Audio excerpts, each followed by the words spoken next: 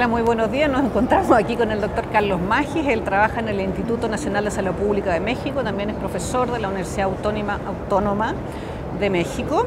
Y estábamos conversando un poco sobre la realidad de los pacientes, de los hombres que tienen sexo con hombres en Latinoamérica y particularmente en México. Y me gustaría saber su opinión sobre este grupo de riesgo.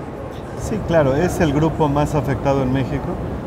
Y en Latinoamérica probablemente. En Latinoamérica también, no conozco datos que vayan en contra de eso, aunque hay algunos lugares que en algún momento usuarios de drogas tengan un peso, como algunas partes de México. Pero sí, las prevalencias son muy altas, pero de todas maneras creo que tenemos que aprender que en todos estos años, y sobre todo con todos los temas legales en contra de discriminación, matrimonio igualitario y cosas así, que tenemos en ese mismo grupo no los podemos pensar con el mismo riesgo. Entonces tenemos, yo creo que hombres que tienen sexo con hombres de menos riesgo y otros que tienen mucho más riesgo, que además están en temas de uso de drogas, en fiestas, en chemsex. Todo eso lo tenemos que abordar y abordarlo en mi campo de salud pública, pero también desde el campo clínico tenemos que tomarlos como grupos que tienen diferencias.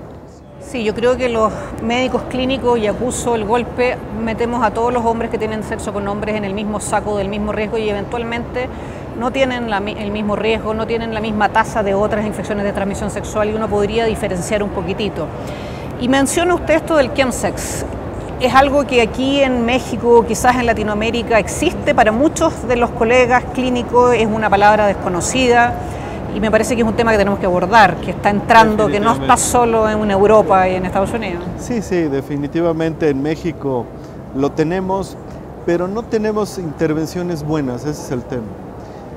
Las intervenciones en drogas y VIH siempre han estado muy en el campo de reducción del daño por uso inyectado de drogas. Cuando el uso no es inyectado, que tenemos muy claro qué hacer en uso inyectado, dar jeringas limpias, todas esas cosas, cuando pasamos a estimulantes nos cuesta trabajo tener intervenciones adecuadas, pero creo que sí hay que explorar y por supuesto que tenemos que poder hablar de reducción del daño en sexo con estimulantes. Sí, antes de hablar de reducción del daño tenemos que hacer el diagnóstico local. Yo creo que en Latinoamérica no hay ninguna cifra al respecto. Muchos de los médicos ni siquiera saben la terminología, no conocen cuáles son las drogas, no le preguntan a sus pacientes, que es algo que tienen que preocuparse. Y una vez que podamos tener un diagnóstico inicial, también paralelamente, en forma simultánea, ir viendo cómo ir ayudando a estos pacientes. Y además no sé si en otras partes pase lo que en México.